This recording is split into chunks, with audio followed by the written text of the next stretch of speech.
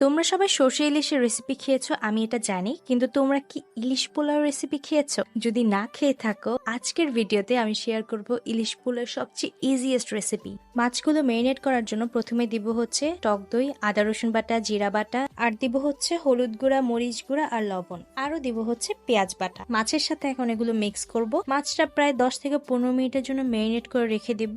এখন আরেকটা প্যানে তেল গরম করে হাফ কাপ পরিমাণ পেঁয়াজ ভেজে নিব। পেঁয়াজটা ভাজা হয়ে গেলে মেরিনেট করা মাছগুলো দিয়ে দিব, আর মাছের যে মশলাটা ওইটাও দিয়ে দিব। এখন আমরা মাছটা খুবই সাবধানে উল্টে পাল্টে দিব যাতে মাছটা ভেঙে না যায়। এখানে আমরা 10 থেকে 15 মিনিটের মতো রান্না করলেই হবে। যখন এরকম তেল উঠে আসবে তখন আমরা চুলা অফ করে দিব। এখন আরেকটা প্যানে পোলাও রান্না করার জন্য দারচিনি, এলাচ, তেজপাতা আর দিয়ে দিব হচ্ছে পেঁয়াজ। এগুলো সব একসাথে এখন ভেজে নিব। কিছুক্ষণ ভাজা হলে এখন আগে থেকে ঝরিয়ে রাখা চাল দিয়ে দিব। চালটা যদি ভালো করে ভাজা না হয় তাহলে কিন্তু পোলাও ঝরঝরে হবে না, তো চালটা ভালো করে ভেজে নিতে হবে। কিছুক্ষণ ভাজা হয়ে গেলে আমরা এতে দিয়ে দিব লবণ আর কাঁচামরিচ। এখন আমরা গ্রেভি থেকে মাছটা আলাদা করে নিব। মাছটা একটা আলাদা বাটিতে উঠিয়ে রাখবো, আর গ্রেভিটা হচ্ছে চালে দিয়ে দিব যাতে সুন্দর একটা অ্যারোমা আসে। গ্রেভিটার সাথে চালটা ভালো করে মিশিয়ে নিব। এরকম মগের 2 মগ পর্যন্ত গরম পানি দিয়ে দিব চালে। মশলা, চাল আর পানি ভালো করে নেড়ে চেড়ে ঢেকে দিব প্রায় 10 থেকে 15 মিনিটের জন্য। এরপর আরেকবার ঢাকনা উঠিয়ে ঘি দিয়ে ভালো মতো মিক্স করা হলে এখন দিয়ে দিব বেরেস্তা, আর দিয়ে দিব হচ্ছে উঠিয়ে রাখা ইলিশ মাছগুলো। ইলিশ মাছগুলো দেওয়া হয়ে গেলেই